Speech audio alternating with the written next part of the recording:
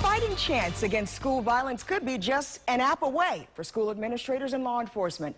Tonight, new information on a high-tech step meant to keep our kids safe. Well, these are numbers you never want to consider, but the average school shooting lasts just more than 12 minutes, and by contrast, the average response time for police and emergency crews, 18 minutes, long after the damage is done. Now, one company is using innovation and app technology to help emergency responders get to that scene faster. They're the images forever burned into our memories.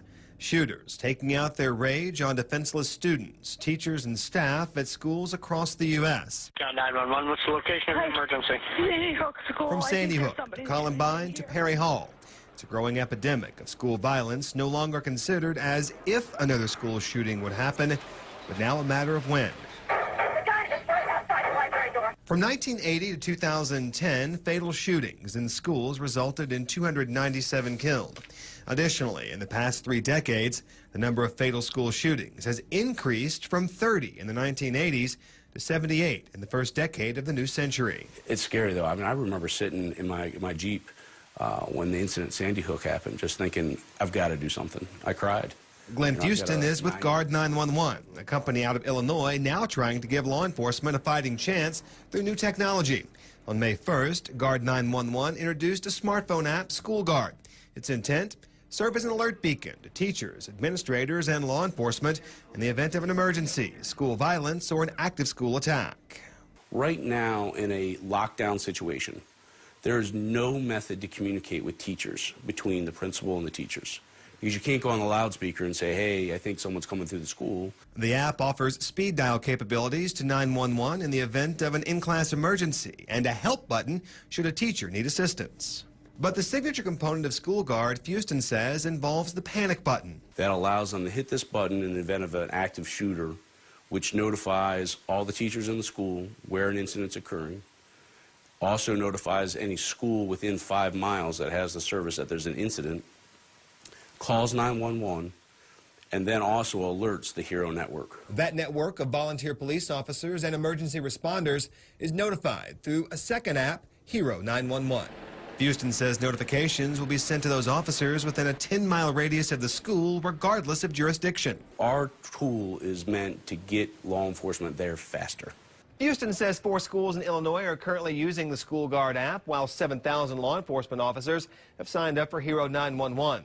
The company has not yet made their pitch to Maryland law enforcement nor the Department of Education, so we met with Edward Clark.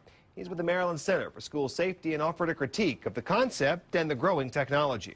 Well, I think we have to be open to the changing times. Technology has impacted all of our lives. Prior to joining the center, Clark spent 25 years with Montgomery County Police and 6 years with that county's public schools. We have to do our research and our due diligence to evaluate that technology, and also to do that in partnership with our public safety partners. He's seen changes in school violence, response strategies for police, and tools designed to help, and Clark maintains one rule must always be considered. One size will never fit all in terms of technology, but how can we leverage technology to make sure our schools remain as safe as they can be? And will that application really go to enhance safe schools operation, or in the moment of a critical incident or crisis, is that technology beneficial?